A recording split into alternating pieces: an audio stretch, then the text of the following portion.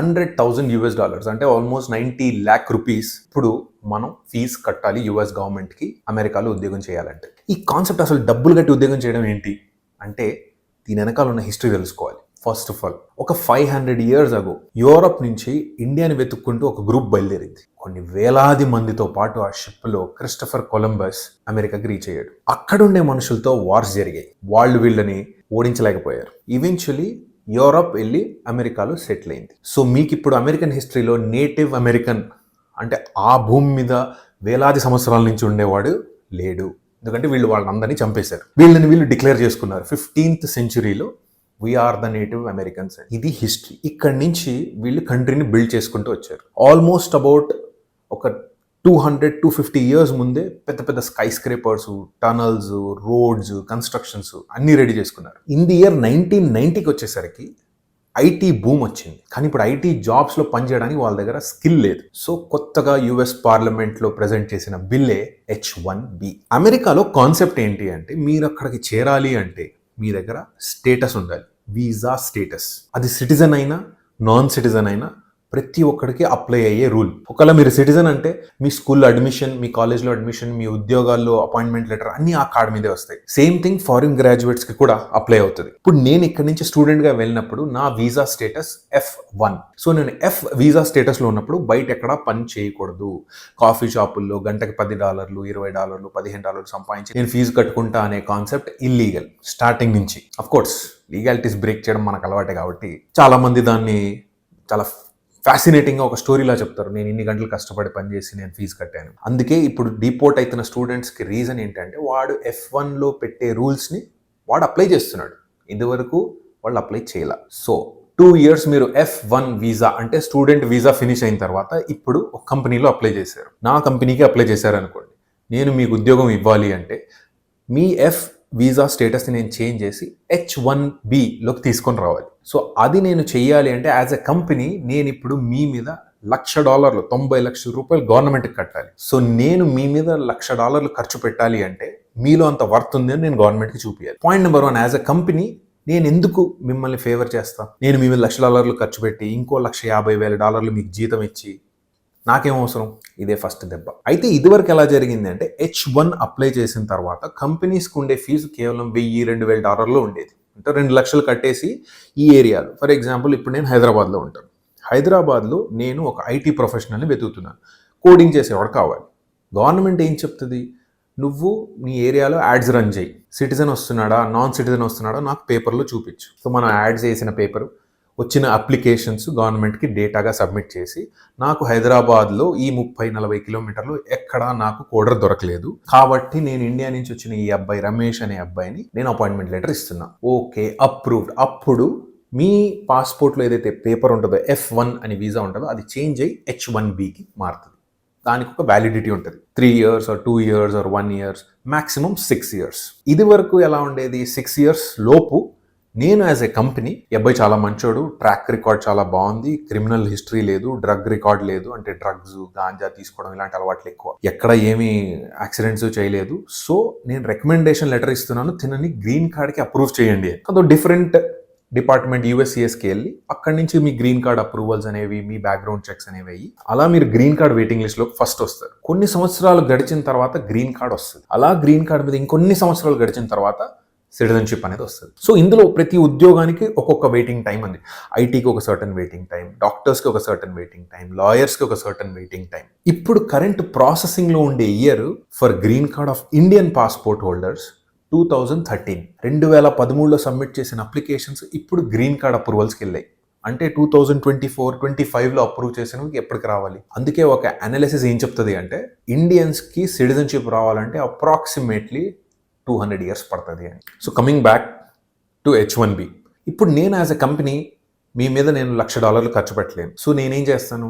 నాకు వద్దు రమేష్, నేను ఇక్కడ జానో పాలో ఉన్నాడు, వాడిని తీసుకుంటా, వాడిని ఉద్యోగంలో పెట్టుకుంటా.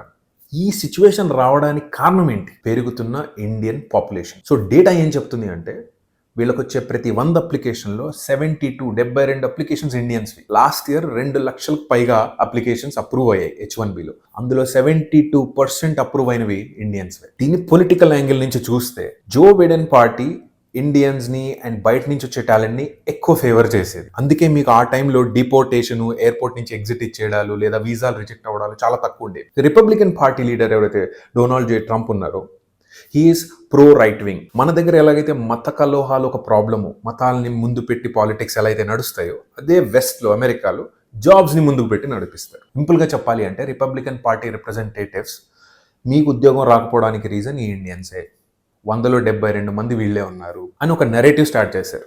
సో ఆబ్వియస్లీ అమెరికాలో ఇప్పుడు అన్ఎంప్లాయ్మెంట్ బాగానే ఉంది, అరౌండ్ 35 to 40% అన్ఎంప్లాయ్మెంట్ ఉంది. ప్రజల్లో ఇది బాగా నొప్పించే పాయింట్.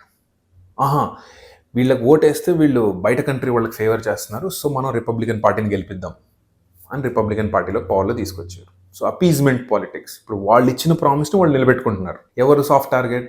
ఎవ్రీబడి. ప్రపంచంలో H1B అప్లై చేస్తున్న ప్రతి ఒక్కరికి. ఇంత హైయెస్ట్ పాపులేషన్ ఉన్న చైనానే కేవలం 12% ఆఫ్ H1Bలో ఉంది, బట్ మనం 72%. అది అంటారు కదా, లైఫ్ని డ్రైవ్ చేసేది డబ్బు అని. జస్ట్ 2017 నుంచి 25 వరకు దాదాపు 48 lakh ఇండియన్ స్టూడెంట్స్ అబ్రాడ్ వెళ్ళారు. అయితే ఇందులో ఒక majority of the portion US చేరింది అనుకుందాం. 2017 నుంచి 25 వరకు ఇండియాకి తిరిగి పంపించిన డబ్బు, సంపాదించి సేవ్ చేసుకున్న డబ్బు $118 billion.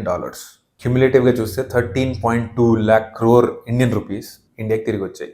ఇప్పుడు మన చుట్టూ జరుగుతున్న ఈ రియల్ ఎస్టేట్ బూమ్స్, భూముల్లో రేట్లు పెరగడాలు, మీ బిజినెసెస్లో ఎక్కువ కస్టమర్ రావడానికి గల reason, one of the strongest silent supporters of economy is foreign money. అయితే హిస్టరీలో ఎప్పుడైతే అమెరికాకి డబ్బుల నష్టం వస్తుందో వాళ్ళు దాన్ని చాలా సీరియస్గా తీసుకుంటారు. They will forgive every sin but not a loss in revenue. ఇప్పుడు వీళ్ళకి లూప్ హోల్ తెలిసింది. 13 లక్షల కోట్లు మా దేశంలోనే సంపాదించి మీ దేశంలో ప్రాపర్టీలు కొనుక్కొని, ఇల్లులు కొనుక్కొని, రెంట్లు తెచ్చుకొని సంపాదించి బాగా బతికేస్తున్నారు కదా, కట్ చేయండి. ఇప్పటి వరకు ఒక లెక్క, ఇప్పటి నుంచి ఒక లెక్క. సో ఈ అప్లికేషన్స్ ఏవైతే $1,00,000 కట్టాలో ఈ ఇయర్ నుంచి స్టార్ట్ అవబోతుంది. అయితే అమెరికా ఇండియాకి ట్రేడ్లో మంచి పార్ట్నర్. మన దగ్గర నుంచి మెడిసిన్స్ కొంటారు, రైస్ కొంటారు, ఫ్రూట్స్ కొంటారు, mangoes especially, and software back end maximum మన దగ్గర నుంచి వెళ్తుంది. సో వాళ్ళు మన దగ్గర నుంచి ఎక్స్పెక్ట్ చేసేది ఏంటి? తిరిగి నువ్వు కూడా మా దగ్గర నుంచి ఏమన్నా కొను. Latest deal corn and soy, అది ఇంకా చాలా డిస్కషన్స్లో ఉంది. And again America's food is largely compromised with GMOs, అంటే జెనెటికలీ మోడిఫైడ్ ఫుడ్స్నే వాళ్ళు ఎక్కువగా ప్రొడ్యూస్ చేస్తారు. దానివల్ల లాంగ్ టర్మ్లో సిక్నెసెస్, మీకు థైరాయిడ్ ఇష్యూస్, క్యాన్సర్ ఇష్యూస్ చాలా మటుకు రావడానికి కారణం GMO ఫుడ్స్. ఇన్ఫ్యాక్ట్ చైనా కూడా అమెరికన్ మీట్ని రిజెక్ట్ చేస్తుంది. ఎందుకంటే ఈ జెనెటికలీ మోడిఫైడ్ కార్న్, సోయ్ ఏదైతే ఉంటుందో అదే క్యాటిల్కి ఫీడ్ చేస్తారు, అదే జంతువులకి ఫీడ్ చేసి వాటిని కట్ చేస్తారు. సో ఆ మీట్ ఏదైతే తింటే మనకు సిక్నెస్ వస్తుంది. కాబట్టి ప్రపంచంలో వీళ్ళ ప్రోడక్ట్స్ని, వీళ్ళ చాక్లెట్స్ని యూరోప్ యూనియన్ బ్యాన్ చేస్తుంది, చైనీస్ బ్యాన్ చేస్తుంది. ఇప్పుడు ఇండియాతో ట్రేడ్ చేయమని ఫుల్ ప్రెషర్. అది మరి అప్రూవ్ అవుతుందా, క్యాన్సిల్ అవుతుందా అనేది టైం విల్ డిసైడ్. మనము అట్ ద సేమ్ టైం యూఎస్కి మిలిటరీ ఎక్విప్మెంట్లో one of the biggest trade partner. మనం చాలా మటుకి మిలిటరీ ఎక్విప్మెంట్ యూఎస్ నుంచే కొంటాం. అగైన్ బ్యాలెన్స్ చేయాలి. బ్యాలెన్స్ షీట్ ఎప్పుడు వన్ సైడెడ్ ఉండకూడదుగా. వాళ్ళకి అదే కోపం. ఎందుకంటే మన దగ్గర మ్యానుఫ్యాక్చరింగ్ ఇంకా ఆ స్కేల్లో లేదు, అంత పెద్ద ప్రొడక్షన్స్ లేవు. సో చైనాని చూసుకుంటే వాళ్ళ దగ్గర సేమ్ పాపులేషన్ ఉంటుంది, కానీ చైనీస్ ఇప్పుడు మ్యానుఫ్యాక్చరింగ్లో number 1 in the world. So మన దగ్గర లేనిది మ్యానుఫ్యాక్చరింగ్లో power, but at the same time మన దగ్గర ఉంది డేటాబేస్, అంటే నెంబర్ ఆఫ్ పీపుల్ యూజర్ ఇంటర్ఫేస్లో, యూజర్ మార్కెట్లో మనం చాలా పెద్దది. సో కానీ మన దగ్గర ఉంది ఏంటి? జనాలు, ప్రజలు, 140 కోట్ల మంది ప్రజలు. సో బయ్యర్, వీళ్ళు ఏం ప్రొడ్యూస్ చేసినా మనం బై చేయగలుగుతాం కదా, ఎందుకంటే మనకు కావాల్సినవన్నీ బయట నుంచే వస్తే డబ్బు తిరిగి అట్టే వెళ్తుంది. మోర్ ఆర్ లెస్ ఎకనమీస్ ఇలానే నడుస్తుంది. మనం ఒక ప్రోడక్ట్ రెడీ చేసుకొని మనం ఇక్కడి నుంచి ఐటీ ఎక్స్పోర్ట్ చేస్తే వాళ్ళ దగ్గర నుంచి మనకు మిలిటరీ ఇవ్వడము, లేదా ఇంకో కంట్రీ మనకు ఆయిల్ ఇవ్వడము, ఈ barter system is a part of economic development of the world. Lastly నేను ఒక పాయింట్ చెప్పాలనుకుంటున్నాను. ఈ మధ్య నేను యాడ్స్ చూస్తున్నాను, నో ఐల్స్ రిక్వైర్డ్, మీ గ్రాడ్యుయేషన్ స్కోర్స్ బాగాలేకపోయినా మీకు ఎడ్యుకేషన్ వస్తుంది. ఆ యూనివర్సిటీస్ ఎలా ఉంటాయంటే సినిమా థియేటర్లు వీకెండ్కో వీక్ డేకో రెంట్కి తీసుకొని దాంట్లో క్లాసులు పెట్టి, యూఎస్లో ఎడ్యుకేషన్ స్ట్రక్చర్ కూడా 3 monthsకి ఒకసారి క్లాస్ ఉంటుంది. కొన్ని యూనివర్సిటీస్ 2 monthsకి 2 days క్లాస్ పెడుతుంది.